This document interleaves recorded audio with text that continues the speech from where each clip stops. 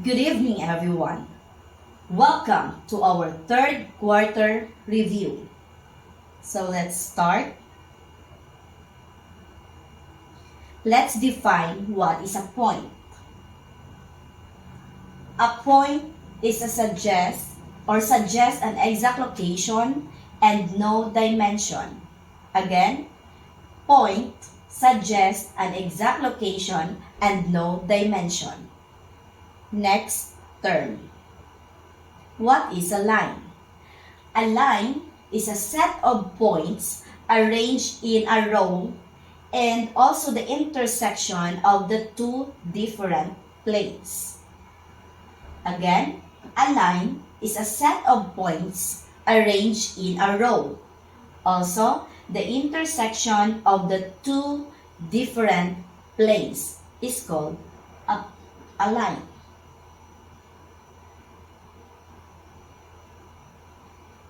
Next term is what we call a plane.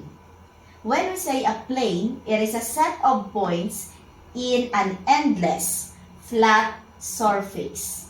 Again, a plane is defined as a set of points in an endless, flat surface. Next is what we call perpendicular lines. When we say perpendicular, this is a straight line that make an angle. Again, perpendicular means a straight line that make right angle. And we all know right angle is always 90 degrees. Next term is what we call parallel lines. This is defined as the two lines do not intersect even if it is extended. Again, if you are going to extend the two lines, they will never meet or they will not intersect. That is what we call parallel. Next term is what we call array. Array is defined as a subset of a line with one endpoint and continuous on the other side. Meaning to say, isa ka endpoint and the other side is the symbol there is an arrow. Again, ray. Okay? Next is what we call line segment. What is a line segment? This is a subset of a line consisting of 2 points and all the other points between them. Again, this is a subset of a line consisting of 2 points and all other points between them. That is what we call line segment. Let's proceed to the 3 types of angles. First is what we call acute angles. An acute angle, the measure of an angle is less than 90 degrees. So example, 89 degrees, 37 degrees, 65 degrees. As long it is lower than 90 degrees or less than 90 degrees, this is what we call acute angle. Next type is right angle. What is a right angle? The measure of angle is always equal to 90 degrees. Always consider the measure. If it is always 90 degrees, this is right angle. Next type is what we call obtuse angle.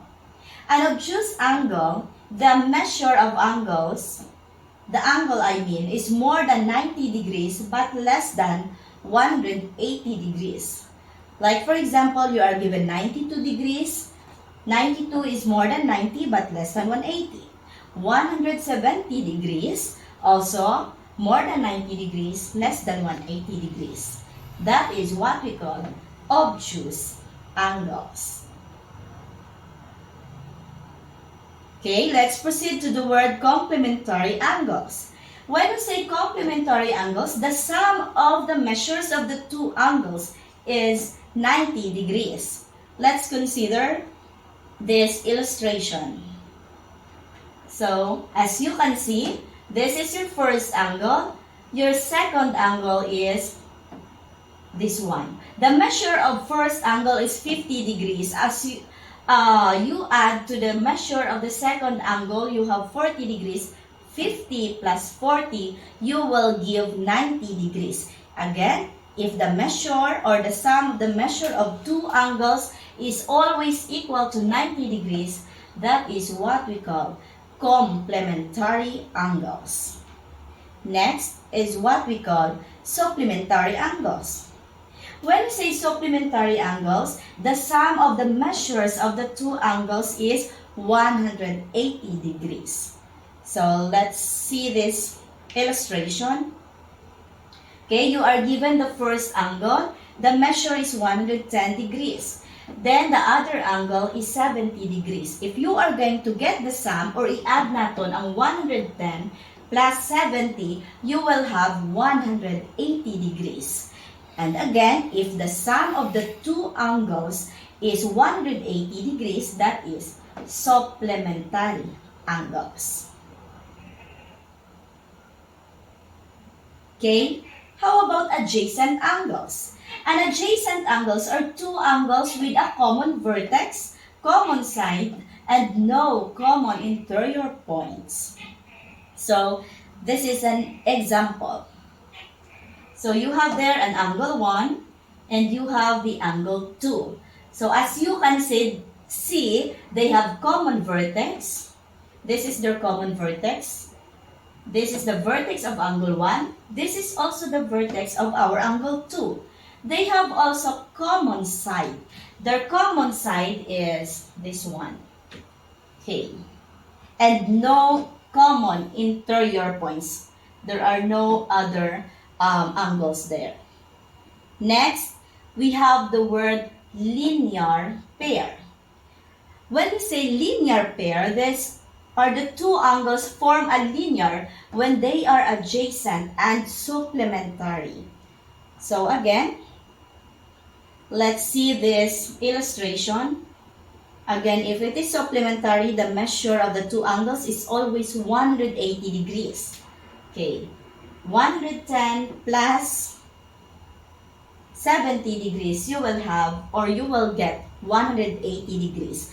Meaning to say they are linear pair. How about parallel lines?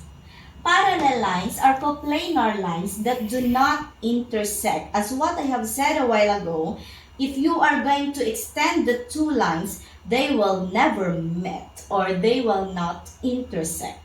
That is what we call parallel lines. Okay, let's proceed to the angle relationship formed by parallel lines cut by a transversal. First, we have the corresponding angles. Let's review again what is a corresponding angles. This is a pair of non-adjacent interior and exterior angles on the same side of a transversal.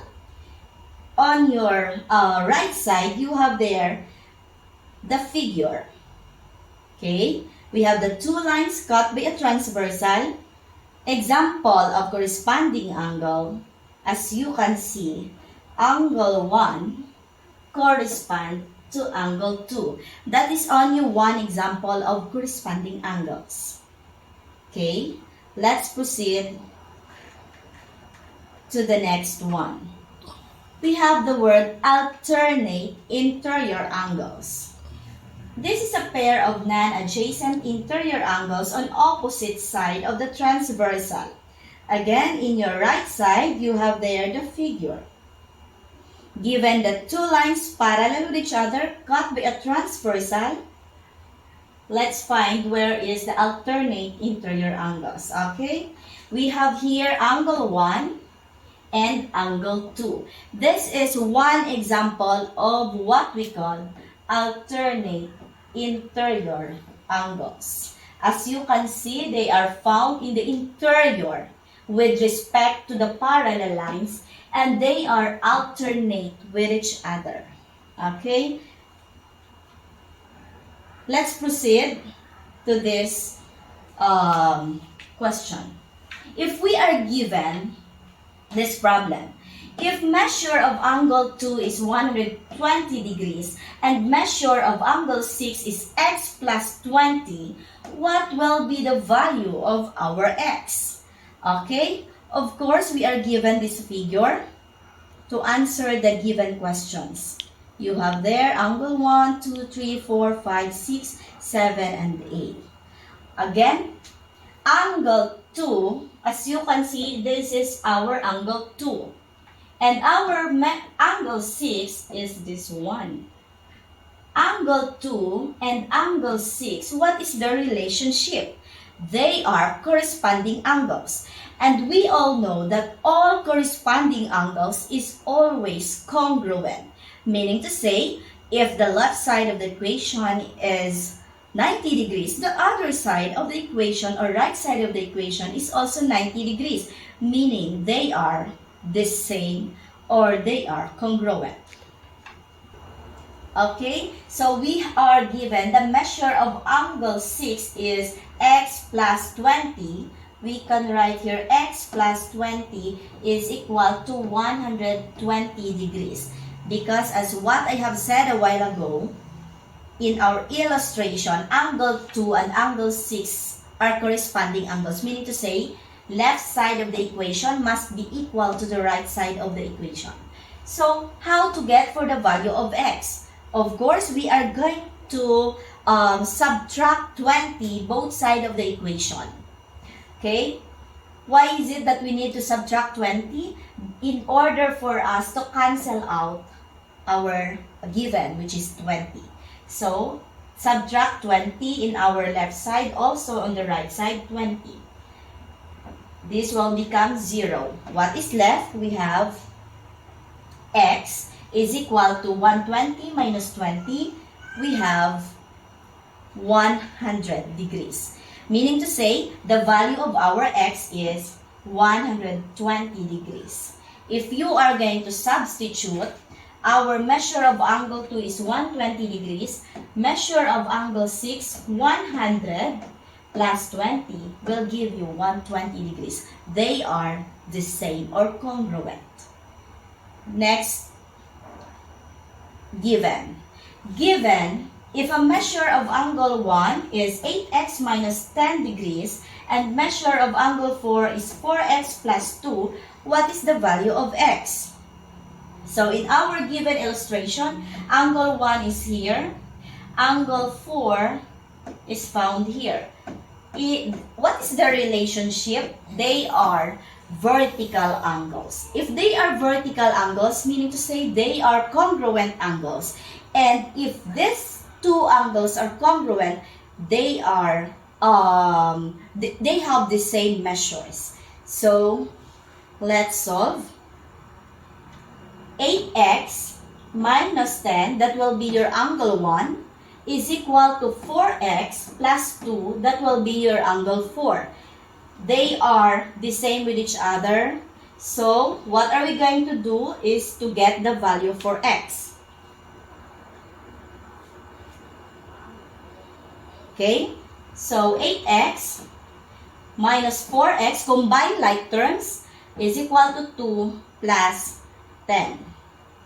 8 minus 4, we have 4x.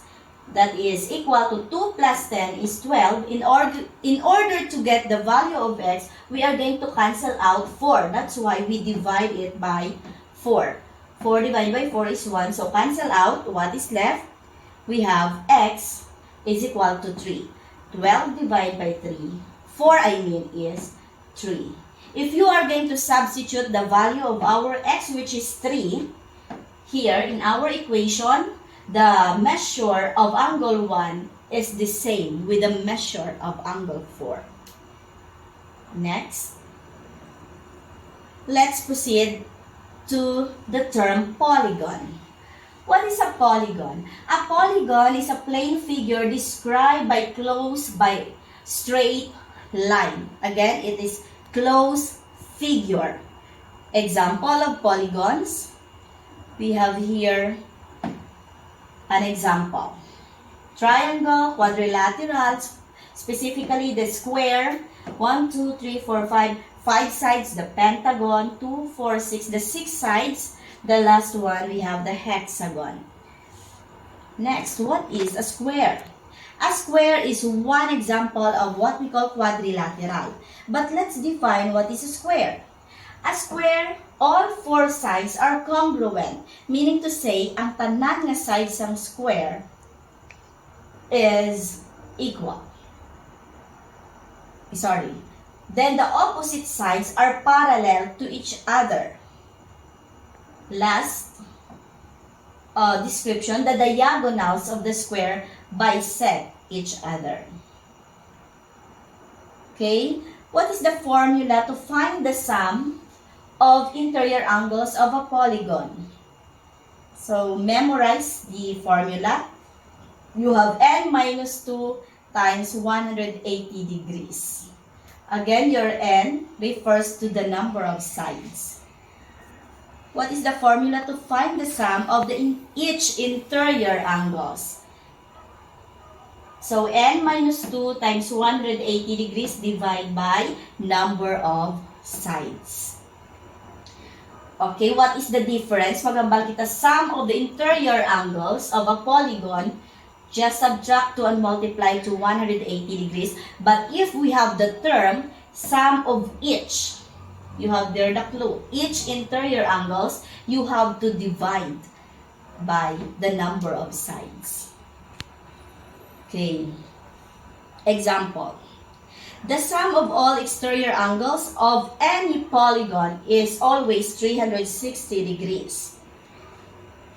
Formula in finding the sum of exterior angles, 360 divided by n, or the number of sides.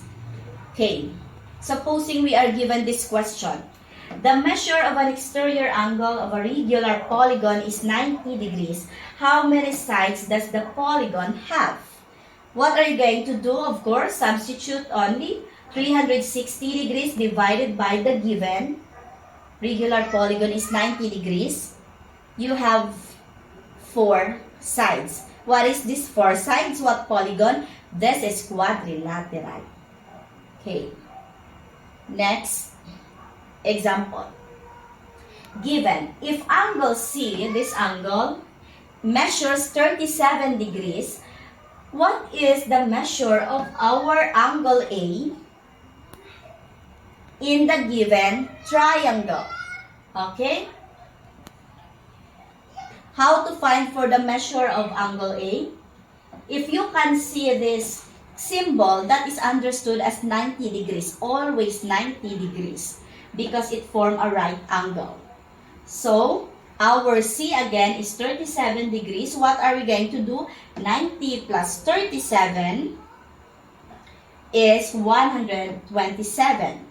After that, the second step, you are going to subtract to 180 degrees, because the measure of the interior angles of our triangle is 180 degrees. 180 minus 127, you will have 53 degrees. So your angle A is 53 degrees. Next, what is the word compass? This compass is a tool that is used for drawing circles and arcs. Okay, again, compass is a tool that is used for drawing circles and arcs. Next, a circle. A circle is a set of points, of all points that are the same distance from the fixed point. And this fixed point is what we call the center. Okay? Center, fixed point of a circle. Okay, we have here the illustration. This is our circle, and this fixed point is called the center. Okay, let's proceed to the parts of the circle. The first one is what we call a diameter. A diameter is a segment that connects any 2 points of a circle that passes through the center. So, we have here the illustration for what we call a diameter. As you can see, segment that connects the 2 points. We have here 1 point, 1 point. There are 2 points. And always remember the diameter always pass through the center of our circle. Next part of a circle is what we call a radius. A radius is a segment with one endpoint at the center of the circle and with other endpoints on the circle. Here we have an example of our radius.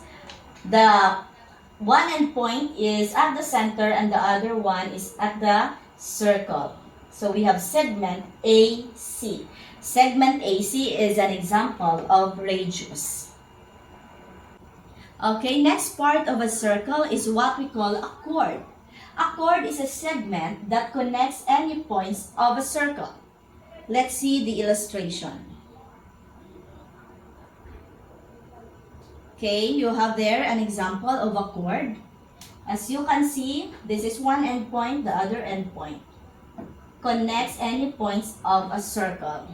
The difference between the diameter, the chord does not pass through the center of the circle.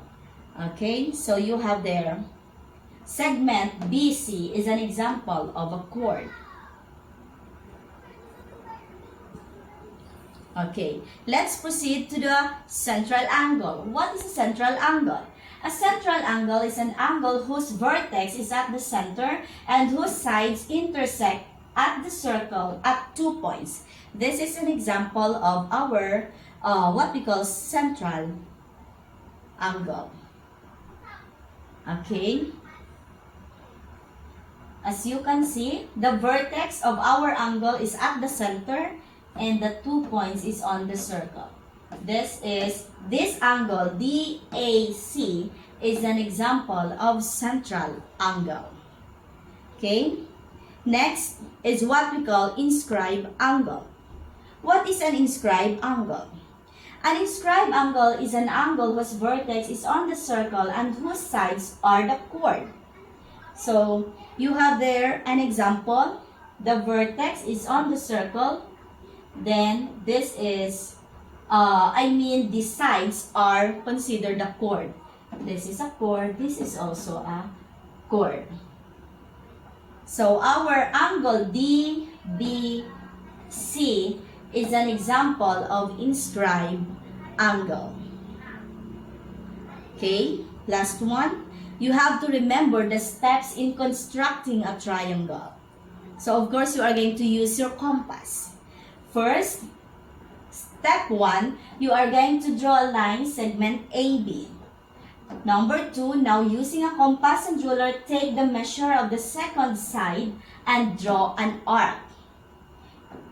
Step 3, again, take the measure of the third side and cut the previous arc at point C. And last step, join the endpoints of the line segment to point C and get to triangle ABC.